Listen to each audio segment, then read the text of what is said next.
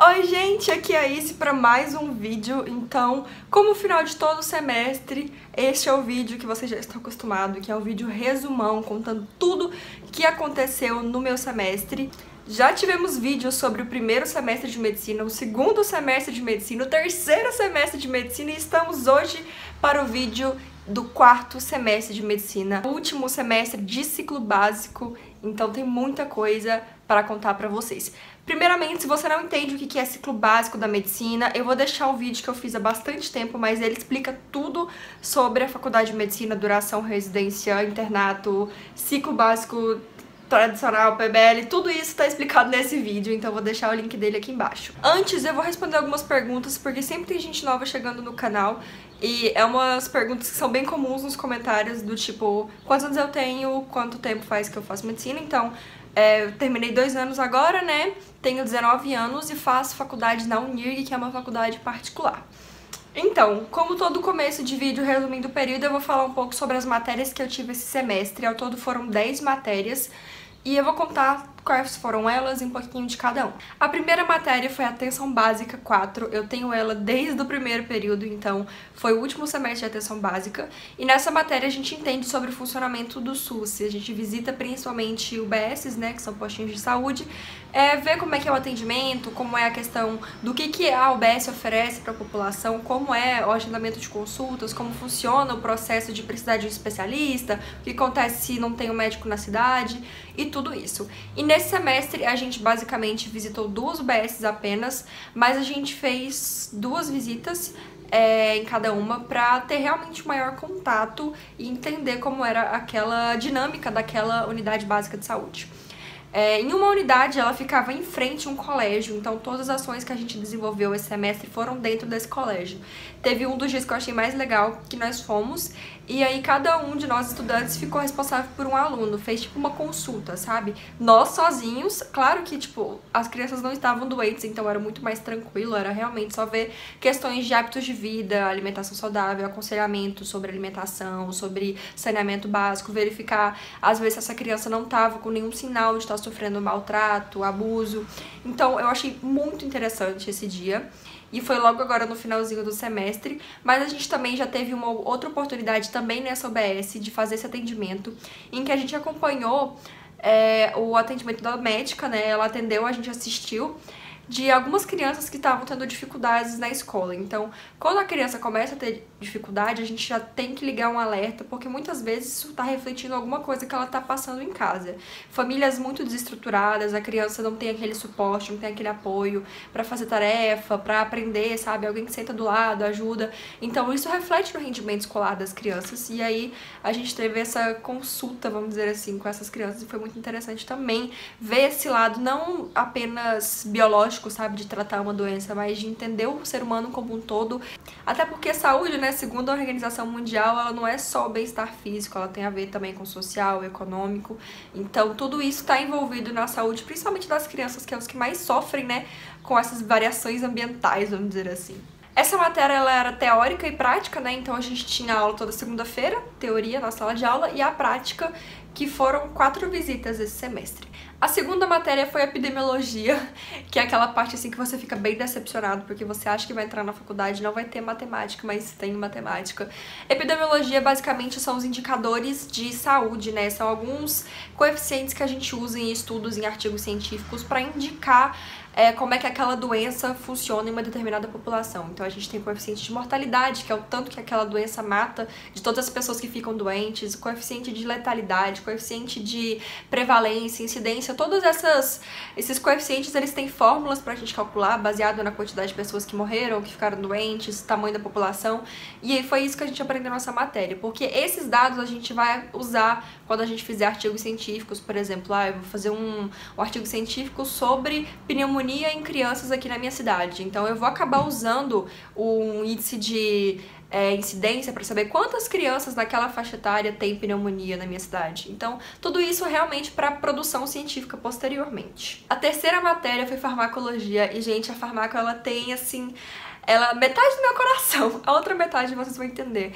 Mas é porque, assim, em farmacologia a gente estuda remédios, o que é incrível, porque é uma coisa que você sente muito mais médico quando você aprende os remédios, já sabe mais ou menos como eles funcionam, já sabe até prescrever alguns remédios, só que é muita coisa, gente. E foi onde me surgiu um pouco de desespero, porque quando a gente estuda farmacologia, a gente tem as classes dos medicamentos, por exemplo, anti-inflamatórios, antialérgicos, e dentro deles existem mecanismos de ações diferentes. Cada remédio ele age num receptor, a gente tinha que saber o nome do receptor, o mecanismo de ação que esse remédio desenvolvia e o nome de todos os remédios que pertenciam, né? Porque às vezes existem mais de um remédio com a mesma finalidade, só muda algumas coisinhas. Por exemplo, se a pessoa tem hipertensão, ela não pode usar aquele remédio, então tem que usar um outro.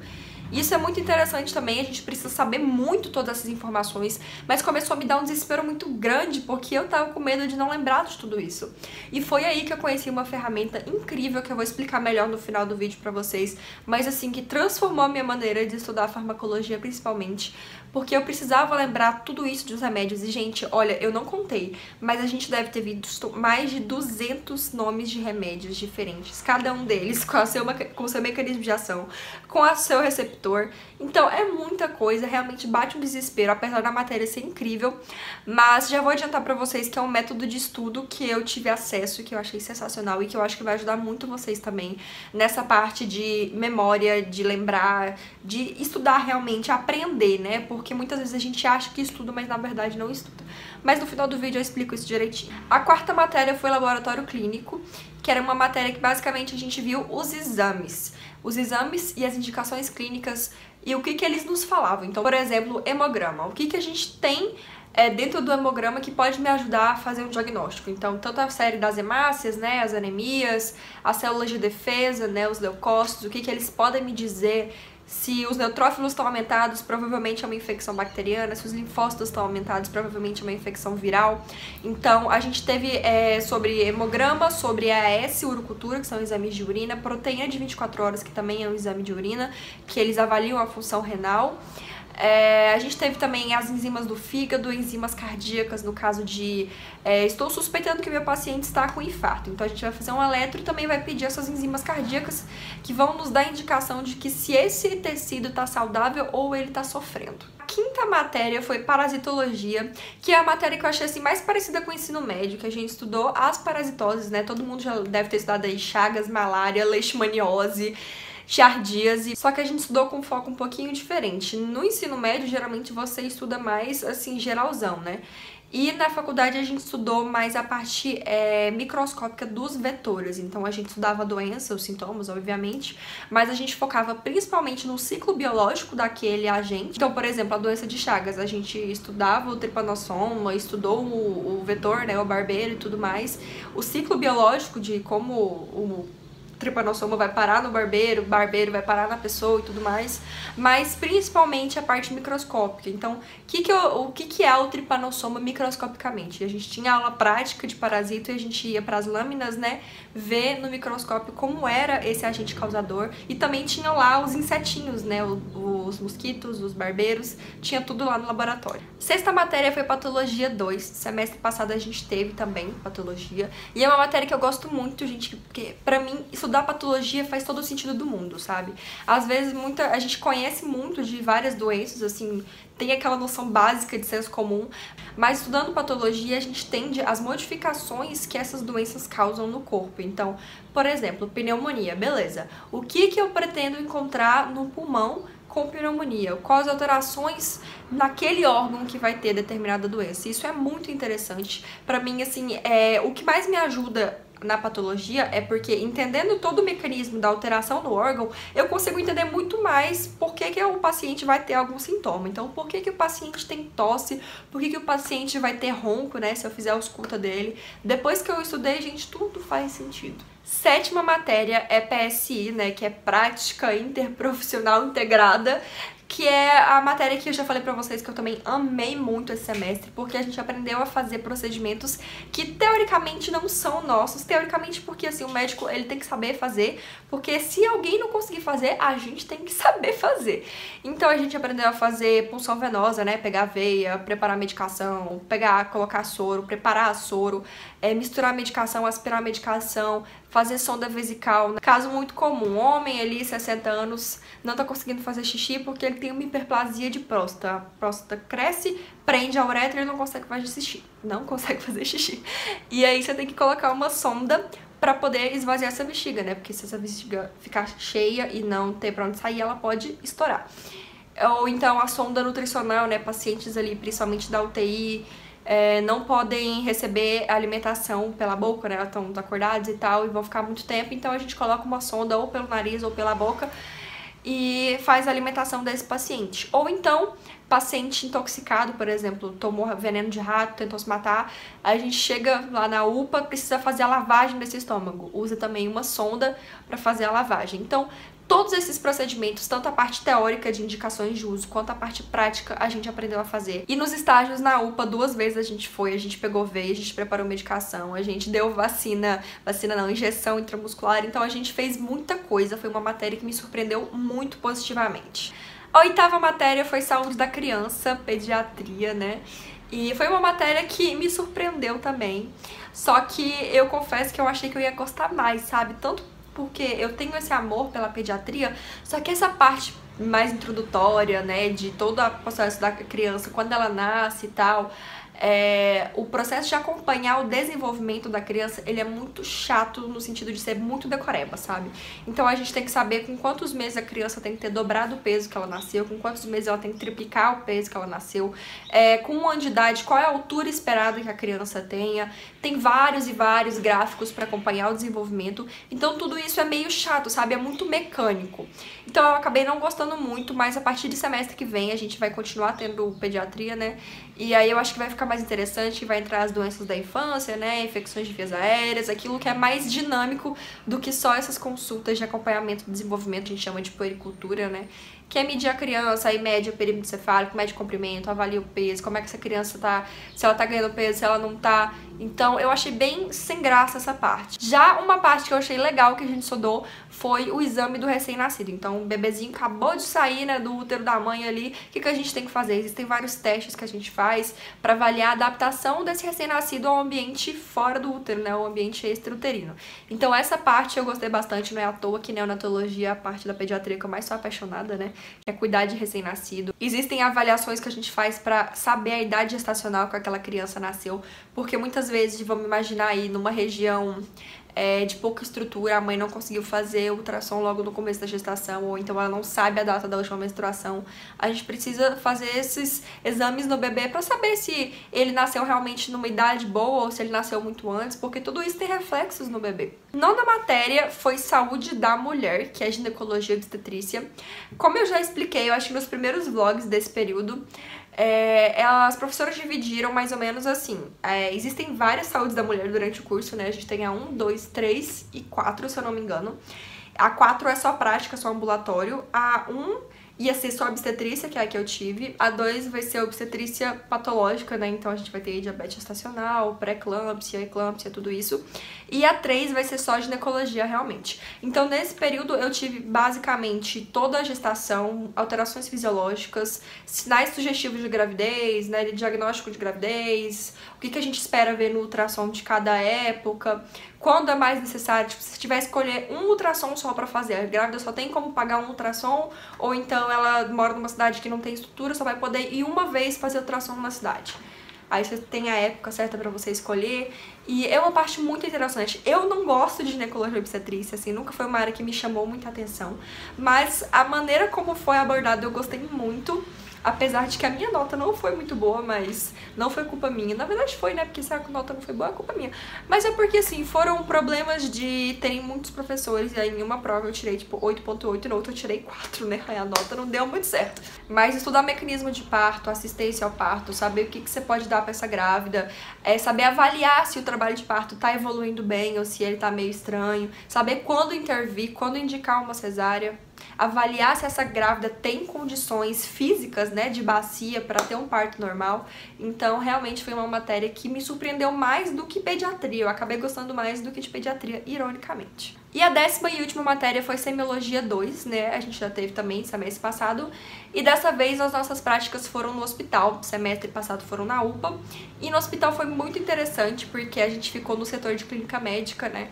E lá o professor, ele escolhia um paciente, dividiu a gente, como nós éramos em 6, dividíamos em 2 grupos de 3 pessoas, cada grupo ia para um paciente e ele ficava observando, sabe? Ele não se metia, ele esperava a gente conseguir colher a história, saber o que tinha acontecido com aquele paciente, ele não contava nada, a gente que tinha que ir descobrindo, né, o que tinha acontecido e tal. Só que como os pacientes ali já estavam internados em tratamento, muitas vezes a gente não conseguia avaliar muitos sinais, sabe? Fazer ausculta e tal, porque na maioria das vezes já tava praticamente tudo zerado os sinais, sabe? Mas o professor levou a gente 2 vezes na UTI, e a UTI, gente, é o melhor lugar pra você ver sinais semiológicos, porque você consegue pegar cada ausculta de ronco, de estretor, pegar abdômen, gente, abdômen na UTI é muito bom, sempre tem paciente que tá com algum órgão, né, esplenomegalia, hepatomegalia, que é o fígado ou baço grandes, tá com o abdômen distendido, ou então tá muito tempo com o intestino parado, sabe, não tá funcionando, aí você escuta e vê que não tá tendo muito barulho. Então foi muito bom a UTI, principalmente na última, né, que foi num domingo. Ele fez um roteirinho com tudo que a gente tinha que avaliar do paciente e escolheu o paciente, era eu e o paciente só, mas os pacientes da UTI, eles estão praticamente todos sedados por conta da situação crítica que eles estão, mas mesmo assim, o que eu acho talvez um pouco mais difícil, né, porque você tem que, você não tem como perguntar, você tem que avaliar realmente o corpo daquele paciente. E eu até que nesse momento eu descobri que a gente sabe das coisas, gente. Muitas vezes a gente tem medo durante a faculdade de esquecer, porque é trem demais. E a gente fica um pouco desesperado, sabe? Porque é muita coisa. Mas espremendo sai. A gente descobre que a gente sabe fazer uma avaliação. Porque uma coisa que sempre eu tive dificuldade em semiologia é porque é muito questão de prática, sabe?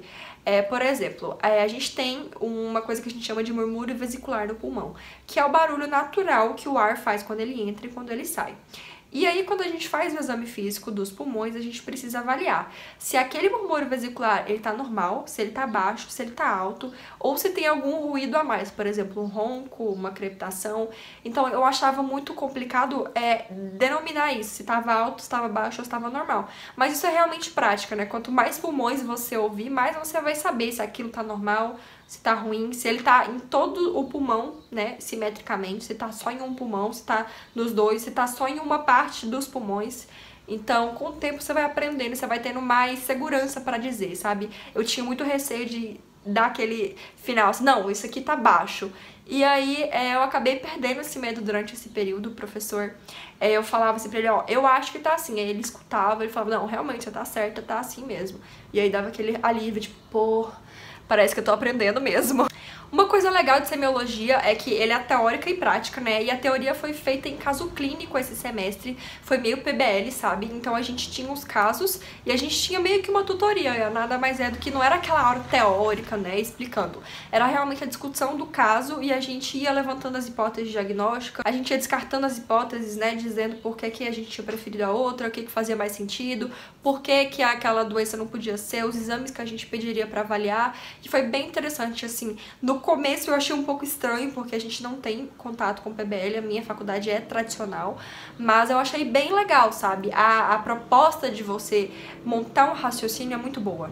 Essas foram as minhas matérias, né, mas tem outras coisas que rolaram esse semestre. Uma delas é que eu saí da Liga de Geriatria, eu acabei saindo porque eu não tava mais me sentindo confortável, não é confortável, eu não tava mais tendo aquela ligação com a área, sabe? Eu percebi que eu não tenho afinidade pela geriatria. Quando eu tinha reunião eu já ficava cansada, já não queria ir, então eu resolvi sair da liga e acabei entrando em 2 outras ligas. Vocês viram os vlogs que eu entrei na liga de cirurgia e na liga de pediatria e eu estou absurdamente feliz com isso, porque eram 2 ligas que eu queria muito. E é isso, semestre que vem realmente vai começar, né, o processo dessas ligas, porque eu entrei, os processos seletivos foram agora em final do mês de maio, então as aulas, os estágios realmente só vão começar agora no próximo semestre, mas só de estar dentro já estou absurdamente feliz. Outra coisa que teve esse semestre foi a festa de um terço médico, né, 2 anos de faculdade, temos a festa de 1/3 e foi muito legal. Nossa, foi uma das festas mais divertidas que eu fui. Eu fiz vlog da festa também, só procurar no canal que tem. Como de praxe, aqui estão as minhas notas. Como vocês podem perceber, assim, não foi tão ruim, mas também não foi nenhum 10, 10, 10, né? Mas foi ótimo, não peguei PF, passei direto esse semestre, foi maravilhoso. Então, como eu prometi, eu vou falar pra vocês sobre um método que eu descobri, que me ajudou muito em farmacologia. E assim, eu só lembrei de vocês quando eu descobri ele, porque não tem um dia que eu não recebo uma mensagem no meu Instagram de pessoas que estão tentando aí no cursinho, que estão estudando tem tempo, falam: Denise, hoje eu estudei não sei quantas horas, mas a sensação que eu tenho é que eu não tô aprendendo nada. E quando eu descobri esse método, quando eu assisti ao vídeo de introdução, eu fiquei, gente, eu preciso mostrar isso pras pessoas. Basicamente, ele explica o que faz todo o sentido do mundo, que não é a quantidade de horas que você estuda que vai fazer diferença. E o que bateu muito, porque, gente, existem pessoas próximas a mim que eu vejo que estudam absurdamente e que ainda não conseguiram passar. E eu ficava besta, sabe? Tipo, meu Deus, essa pessoa estuda muito mais do que eu estudava e não conseguiu passar até hoje, o que tá errado? E aí, depois de ver este curso, eu descobri o que tá errado. Na verdade, o que acontece é que muita gente, eu me incluo entre essas pessoas, não estuda certo, sabe? Acha que estuda, acha que tá sendo eficiente, mas na verdade não. Isso acaba atrapalhando, porque imagina só, eu recebo demais esse tipo de mensagem. Estudei 8 horas, mas não lembro de nada. Eu estudo pra caramba, mas chega no vestibular, eu não lembro de nada. E imagina, gente, na minha época eu ficava muito chateada quando eu chegava numa questão. Eu lia a questão, eu sabia o que eu tinha que fazer, mas eu não lembrava a fórmula, ou então eu errava a questão porque eu tinha usado a fórmula faltando alguma coisa. Então eu odiava, gente, eu ficava me sentindo horrível, porque, tipo, eu errei a questão só porque eu não lembrava a fórmula, porque eu não lembrava um conceito. E eu fiquei muito tempo tentando descobrir como é que eu melhorava esse aspecto de memória, porque a gente estuda muita coisa, gente. É impossível achar que a gente vai conseguir saber tudo 100%. Mas esse método me ajudou muito, que é o método memória de elefante. E eu fiquei mais feliz ainda quando eu descobri que ele foi desenvolvido por um estudante de medicina, gente, alguém que já esteve aqui do nosso lado, já sabe o que é tentar passar em vestibular, o que é época de cursinho. E ele não é um curso no sentido, assim, de te ensinar a estudar matemática, as matérias, né? Não é um curso de videoaula de matéria, é um curso que vai te ensinar a estudar. E o melhor de tudo, prepara pra esse momento, é que ele é menos de R$100. Então, a gente já gasta com tanta coisa, eu vejo gente aí que tá pagando R$4.000 de mensalidade de cursinho. Então, às vezes o que você tá fazendo não é não estudar, mas é estudar da maneira errada, sabe? E aí isso não tá te trazendo resultado. Então eu vou deixar o link aqui embaixo pra vocês conhecerem, porque, gente, transformou, sabe? Realmente tudo que ele fala faz todo o sentido do mundo. E depois que você experimenta, você percebe a diferença nos seus estudos, sabe? Você consegue otimizar o seu tempo e parece que tudo rende, sabe? É uma mágica que eu não sei explicar. Então conheçam, deem uma olhada no produto se vocês não tiverem condição de comprar ainda, mas deem uma olhada porque vale muito a pena, me ajudou horrores e eu senti que eu precisava vir aqui falar pra vocês, porque coisa boa a gente tem que espalhar mesmo. Então, esse foi o vídeo de resumo do 4º período, né? Espero que vocês tenham gostado de um vídeo, ficou bem grande, eu acho. Mas sempre tem, gente, não adianta, não dá pra contar 6 meses em 5 minutos. Espero muito que vocês tenham gostado, deem o like de vocês nesse vídeo, se inscrevam no canal, ativem o sininho de notificação pra receber os vídeos. Essa semana temos uma programação um pouco diferente, eu acho que eu vou conseguir postar vídeos todos os dias essa semana. E é isso, confiram os vídeos anteriores, que tem muita coisa legal. Me siga no Instagram, @DeniseSubtis, e até o próximo vídeo. Tchau!